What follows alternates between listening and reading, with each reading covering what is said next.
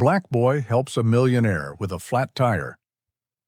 What happened next will shock you. Elliot Drake never thought a flat tire would be the hinge of his life. At 78, he had built his days into tidy compartments. Breakfast at 7, calls, with old partners by 9, afternoons in his study where ledgers and framed awards kept company. Wealth had taught him certainty, and certainty had taught him to avoid surprises. So when his car sighed and a tire went soft on a lonely rural stretch, the small disorder felt intolerable. Phone reception played tricks. Roadside services promised arrivals that never came. He sat in the silver sedan, with the air seeping out of the day, feeling the familiar impatience press against the fine lines around his mouth. Then a boy appeared, walking with an unhurried purpose, wearing a faded cap and shoes that had clearly lived through more than one summer. He approached the car like he belonged to that road. "Got a flat, sir?" the boy asked, without ceremony. Elliot glanced at the aimless horizon. "Yes, my phone's dead. I suppose I'll have to wait." "Mind if I take a look?" "My granddad taught me how. To change a tire." The boy crouched, fingers confident, as they explored the wheel. He fetched a jack, a wrench, tools that seemed to live in his hands, and worked with the patience of someone who had repeated this small ritual many times. When he stood dusting his jeans, he said, "All done." Elliot reached for his wallet before he realized his muscles obeyed memory rather than restraint. He offered a bill. The boy stepped back with a modest wave. "No, sir, I'm just happy to help."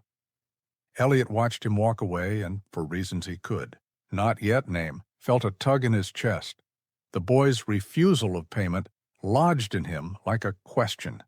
That evening, in the cool hush of his well-kept home, Elliot found himself replaying the moment, as if it were a puzzle he couldn't solve. He had always believed in exchange, service for reward, favors repaid with favors. A kindness untethered from expectation seemed foreign, even disconcerting. By morning, the puzzle had grown teeth. He drove the lane again, stopped at a diner, asked strangers. A woman wiping counters in a small cafe mentioned a boy named Isaiah, who lived in the nearby town of Pine Hollow. "Always helps folks," she said. "Lives with his mama." Pine Hollow was the type of place that traded convenience for character. Porches that sagged in friendly agreement, mailboxes bearing names of families who had lasted generations, and a general hum of neighbors watching out for each other. Elliot found a modest house with a leaning porch and a yard that had known thrift and love. A woman with tired hands and quick eyes opened the door, Maya, Isaiah's mother. She listened when Elliot explained, then nodded, and sent him to the backyard where Isaiah was repairing a fence. Isaiah looked up, casual and unbothered. "Hey, mister." Elliot handed him a small envelope of thanks. Isaiah shook his head. "I don't need that. Helping's enough." They ate together. Maya served simple, home-cooked food, bread warm from the oven, roasted vegetables, a pot of stew that smelled like comfort. In the small kitchen, conversation spilled easily. Isaiah talked about his dreams. He wanted to build things, houses that stood, bridges that crossed, machines that made life simpler. He spoke with the unembellished certainty of someone who loved the act of making. Maya spoke of working long, hours of scraping together mornings and nights to keep the house warm. Elliot had come to thank a young man and left feeling indebted. He didn't want to bestow charity. Maya's eyes had the steady, protective glow of someone who had carried pride like a shield. He wanted instead to honor the gift Isaiah had given him, a reminder that human decency could be a currency all its own. He proposed a different kind of aid, repairs that would make their house safe and warm, a project that would involve the town rather than isolate the family in a sudden spotlight. Maya hesitated. "We manage Kingdom," she said. "It's not about charity," Elliot said. "It's about gratitude, about making sure kindness is met with something steady, Within a week, there were trucks and workers at the property. He learned to measure, learned tool names, and listened to a foreman named Gus. The work was practical, a roof needing new shingles, a sagging porch, a chimney that required attention. Elliot found himself at the site more often than he would have predicted, not to dominate, but to understand. He took to the rhythm of the work with the eager curiosity of a man discovering a new language, tape measures, levels, the logic of studs and joists. Isaiah watched first from the edge, then closer, until he was part of the work. Gus handed the boy a tape measure, showed him how to mark and cut, and praised his steady hands. Isaiah soaked up instructions like a man reading a blueprint for a life. Elliot arranged for Isaiah to attend weekend trade classes. He bought a starter set of tools and placed them in a small chest with the boy's name on it.